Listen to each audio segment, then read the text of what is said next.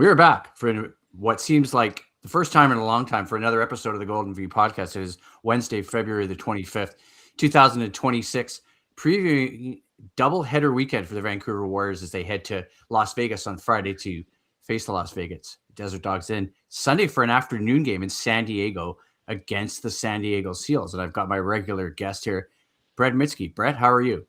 I'm good, thanks. Thanks for having me. It's been a while. Yeah, it has. And we were just discussing some fun stuff off the air, including sampling the V-Gain product, as I got a free sample, not for the game against Buffalo, but the previous game. And then I ordered some protein drink. But let's just dive right into it here, because we're here to talk about some really important stuff. Obviously, going into Las Vegas on Friday, facing the Desert Dogs. And I remember that game back in December against the Dogs quite well. Obviously, that game started off with you getting that delayed game penalty and a power play for the Dogs, and then the Warriors getting a shorthanded goal courtesy of King and Cheryl Embiid's. What are we expecting maybe on Friday night when you head into Las Vegas? Yeah, I think it's going to be a tough matchup.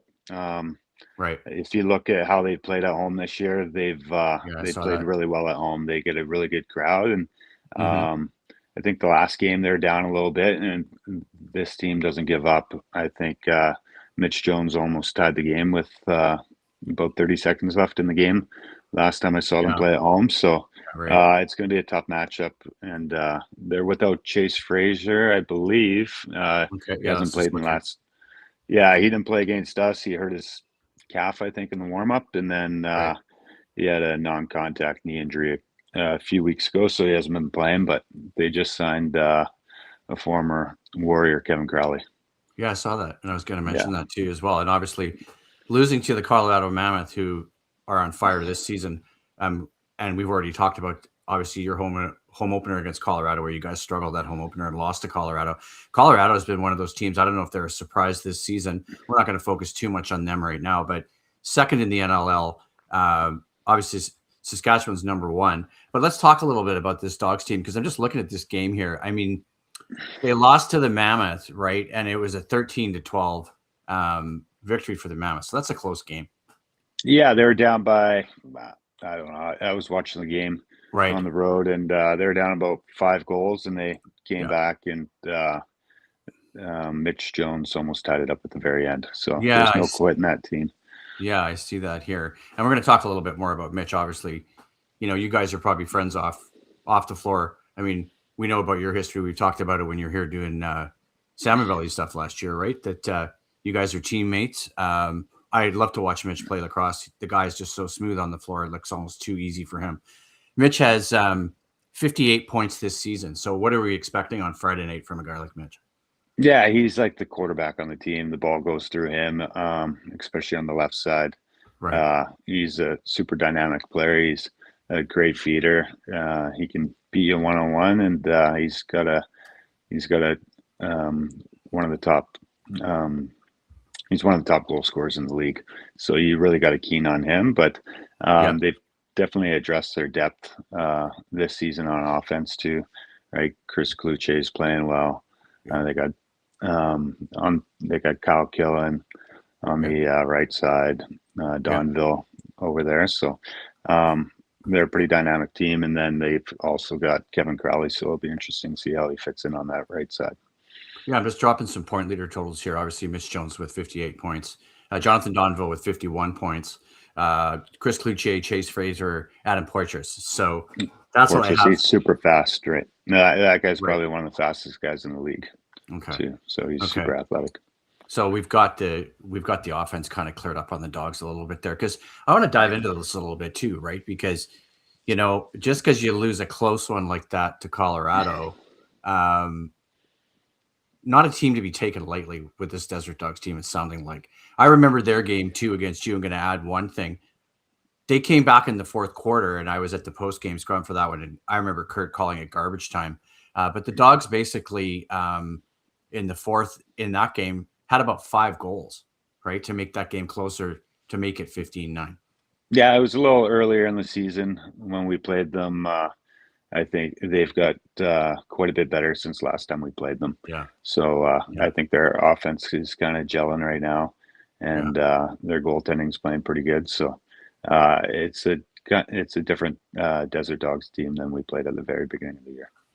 Yeah, and obviously you guys had the big win against Buffalo last week. Final was 11-9. I was looking at some breakdowns on that one. Still some challenges for you guys in the faceoff circle. Obviously 9 for 24, even though with Max Adler coming in. Yeah, I mean, obviously 9 for 24. That's not where we want to be, but right. We got to do a better job helping Adler out on the lines and stuff like that, right. Especially on the 50-50 loose ball battles. Yeah. Yeah, it's an interesting one, right? Because I was looking at the score breakdown too in that game, and obviously you guys outscored 6-2 in quarter two. And I remember saying to someone, a bit of a stumble again in quarter two. And why is that a struggle for you guys? It seems like there's some periods where you guys drop. I've noticed it in a few other games, and I've got a bunch of notes because I'm at every home game except for this one, and I'm going to review it a little bit more too when we talk about the San Diego game on Sunday. Yeah, if you look at the last run Buffalo went on, that kind of got them back in the game, and they ended up taking the lead in the second quarter. It was they got a couple transition goals, so we got to do a better job running off the floor, and then there was quite a few. They had like maybe three goals off of rebounds where we're leaking early to try to generate transitions. So I know at halftime we got in, and then we just got to play to the end of the whistle and create transition. Just honestly, I think maybe when times are getting tough and teams are going on runs, maybe we felt like we needed to push the ball a little bit more. But then we just got to make sure we do it smart, not leave early and not leave our check after. Make sure we're boxing guys out. Yeah. Yeah, because Kurt always talks about this. We've talked about this many times, right? It's become a real mantra for this team about the whole playing 5 minutes. But there seems to be some drops there. And I remember the Seals game at home. We're going to talk about that one because I remember the Seals game, obviously, back on January 16th. And I was looking at the Seals website. They mentioned it. I mean, quarter one in that game, the Seals get out to a 3-0 start, right? Felt like it was a slow start for you guys again in that game in quarter one. We saw that the first game at home against Colorado. And there was like 3 for the Seals in that one. Shane Simpson gets a goal, Seals goal, Cheryl Embiidis gets a goal, then 2 more Seals goals. That was the first part of that game on January 16th. Yeah, we started off slow on that game. And then if you look at the last, I think, minute and a half was pretty crazy. I think we score 2 goals or 2 goals in a minute and a half, almost 3 goals, if a little controversial. Oh, yeah. Well, we haven't talked about the end of the Seals game yet. Yeah. So we know what we're capable of. We're a really good team when we're forcing the play and play with a sense of urgency. So it's one of those things. It's tough to play with sense of urgency the entire game. You're going to gas out, but we got to do a better job of picking when to put on the pressure.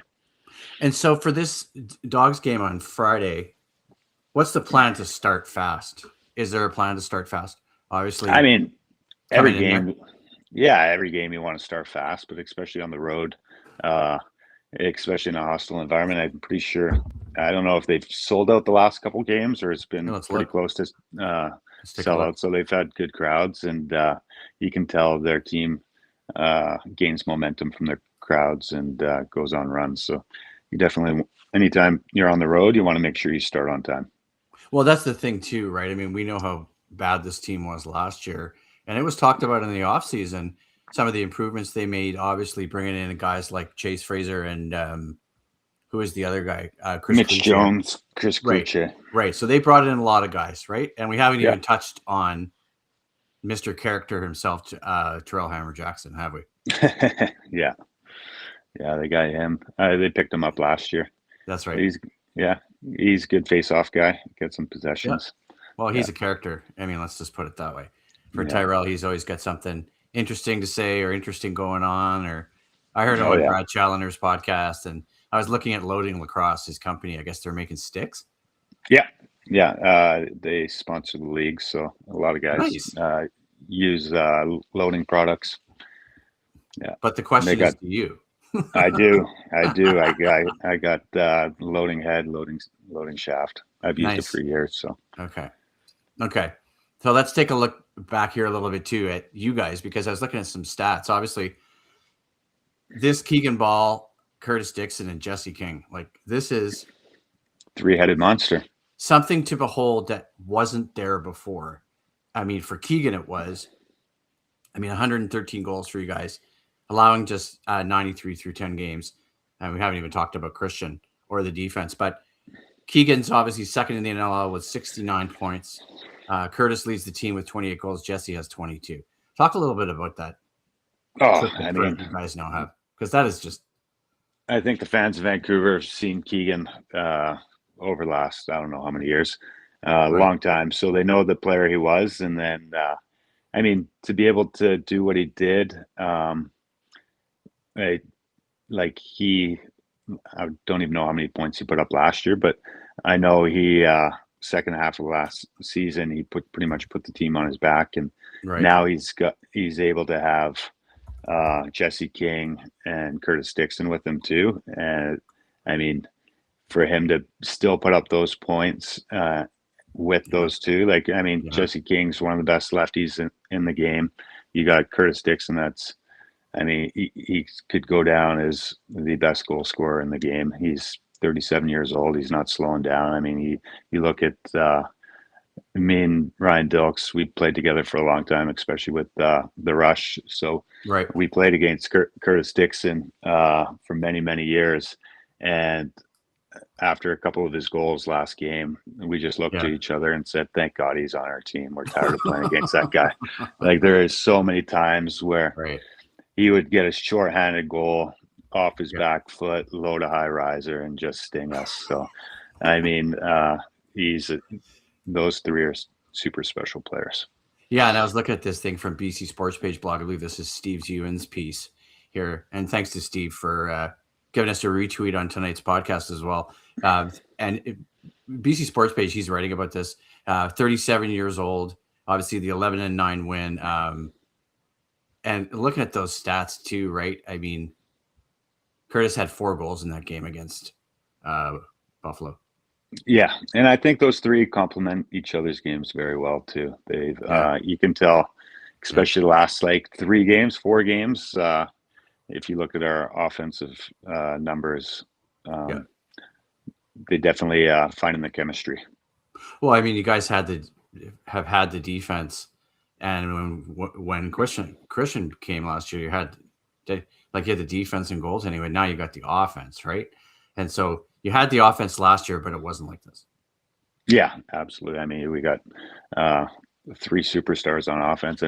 There's not too many teams in the league that have that kind of power. Yeah, and let's shift a little bit then, obviously, talking about defense and goaltending. What else can you say about Christian Del Bianco? He's the best player in the world. Yeah.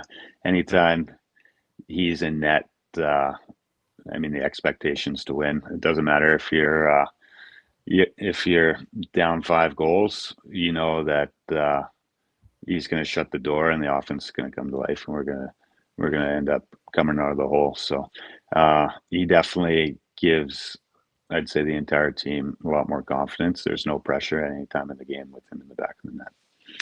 Yeah, and what was interesting too, the last game I was at, I had made note of this. When you guys struggled that game against Rochester, Christian, you guys swapped out Christian for Connor O'Toole for I don't know how many seconds. Oh yeah, sometimes if teams go on runs and stuff, sometimes goalies come out and just swap, kind of regain their focus, take a deep breath, and go back in. Because that was another tough one for you at home too, right? We're not going to belabor this too much, but Nighthawks had a goal 14 seconds in. Then Marcus Claridge gets a goal, but then 4 out of 5 Rochester goals. Yeah, thank God our offense bailed us out of that game, because what was final score, 16-15? Yeah, so it was, and then it moved into, obviously, after Christian and Connor were swapped, there was 1, 2, 3. There was about 6 or 7 goals here, including 3 for King. And so you guys pushed it back a little bit. And then obviously that Lyle Thompson, that 5-minute major on King for the hit, right? Oh, Jeremy Thompson, his brother. Right. Thank you. Because I seem to remember Lyle playing too, and I can't remember where he is now, but I know Georgia. Thank you, Georgia. But let's move ahead a little bit to the Seals game, right? Because revenge on the mind after the 11-9 loss on January 16th. But how tough is this going to be, obviously, going from Las Vegas to San Diego on a doubleheader weekend? Yeah, I mean, anytime. I mean, everybody plays 1 or 2 doubleheaders a year. I mean, doubleheaders aren't easy, obviously, but I mean, if in the past, there's been a lot harder doubleheaders than this, not talent-wise or anything, just logistically, travel and all that, right? We go down to Vegas tomorrow, play Friday, and then we don't play till Sunday. So we got a day off. Usually it's you go play, like I played in Georgia on a Friday and Saskatchewan on a Saturday. So there's no direct flights and stuff like that. You're literally getting from the airport and going to the rink for the second game. So logistically it's pretty good doubleheader weekend, but they're massive games, right? We dropped 7-3. 7-3, beat Buffalo, lost to Saskatchewan. We talked a bit about Colorado, right? Yeah, and we lost to San Diego last time. So obviously, I mean, this weekend is still the season series are on the line for both these games, right? Because especially in the unified standings, these season series usually have a big impact, right? So I didn't know that. So that's good to know. That's why you're here. And I was looking at San Diego's weekend too, right? Like they're facing 8-3 Colorado in Denver, and then coming back to face you at a 6-4 team. So there's you're right. There's a lot on the line. There's revenge on the line. I was looking at some stuff on the Seals site. You guys have won 4 of your last 5, obviously since that loss. Interesting thing on the Seals too, they had here. The Seals are a perfect 4-0 on the road, but 2-4 at home. No, really? That's kind of weird, right? I mean, and then we get to obviously goaltending with Chris Origlieri, who you know well, obviously from the WLA, right? With Chris playing in Victoria. Yeah, he's one of the top goalies in the league. I mean, he's a super young guy. He's had a lot of success since he's been in the league. So I mean, it's hard to generate a lot of goals against him in the defense. So it's going to be a hard fought battle. Yeah, because I was just looking here. They got Zach Curry and Trevor Baptiste, right? Baptiste, obviously, last Saturday's game against Halifax leads the league in face-off wins and face-off win percentage.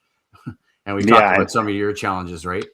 Yeah, he's. I think he's regarded as the best face-off guy, if not top 2 face-off guys in the league. So I know he's had a few games in his career where he's gone 100%. So he's going to be a force on the face-off.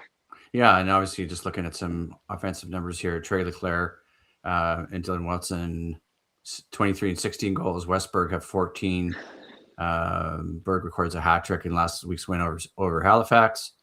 Looking at some stuff down here. Ben McIntosh is back, obviously, for the Seals. Seals have won 6 of the last 7 series, including 11-9 win. Seals are 6-2 in games at Pechanga Arena and 4-2 in games played at Rogers Arena against you guys. So there's a lot on the line here. Yeah, they beat us by 1 last game, so season series is on the line. If we come out ahead on Sunday and beat them by more than 2 goals, I guess we get the season series. So yeah. And just one other thing I threw in the chat there too. Lindsay Horsting's article, and someone who's no stranger to me, but obviously the defense has changed a lot over the last few years, is a guy like Reed Bowering and his play, right? I remember early in his career, he was really hot on the loose balls, right? And just, and now obviously there's been so much in terms of veteran presence added to that defense with guys like Jeff Cornwall, Ryan Dilks. I'm trying to think who else is on there now. Obviously Shane Simpson. What does Reed bring to this defense now, given his tenure? Yeah, I think if you've looked how his games evolved since he was drafted, I mean, he put up a lot of numbers in transition, a lot of loose ball numbers. CTOs his first 2 years, and then I think the last few years, especially since Kurt came on board, he's really been focused on his defensive ability. Right, we all know he can go push transition. He competes hard on loose balls. He's one of the top loose ball guys in the league. But now, if you look at his defensive ability, he's one of the top D guys on our team. He's just got the ability to match feet and play good one-on-one D, good system D with anybody in the league. So he's a very dependable defensive end now, or D-man, and he's one of the top transition players in the league. So I think that's pretty rare, because you get a lot of transition players that put up a lot of numbers and stuff like that, but they're stay at home, like shut down D isn't quite there. But now he already had that transition aspect of his game. Now he's working on the shutdown D. Yeah, I mean, it's just another piece, right? And all the stuff that's been added. I mean, he's been here for a while too, so it's before Kurt arrived. Or obviously, different coaches like Chris Gill and Troy Cordingley, and all the transitions there with coaching, and then all the personnel changes. Has he carved himself out a niche on this defense, do you think? Oh yeah. Like, what's his specialty? What's his specialty? Yeah. I mean, obviously loose balls. He's great when the ball's on the turf, but his two-man game's great. His one-on-one ability is great, and he's one of our better finishers on the back end with us. All right, let's wrap it up there. Thank you for this. It's good to see you again. Good luck on the weekend doubleheader. How many coffees are you going to drink this weekend? Quite a few. Get that vegan in too. There we go. Yeah. All right. Thanks, Brett. We'll talk to you soon, man. Take care. Good luck. All right. Have a good night. You too. Bye-bye. Bye.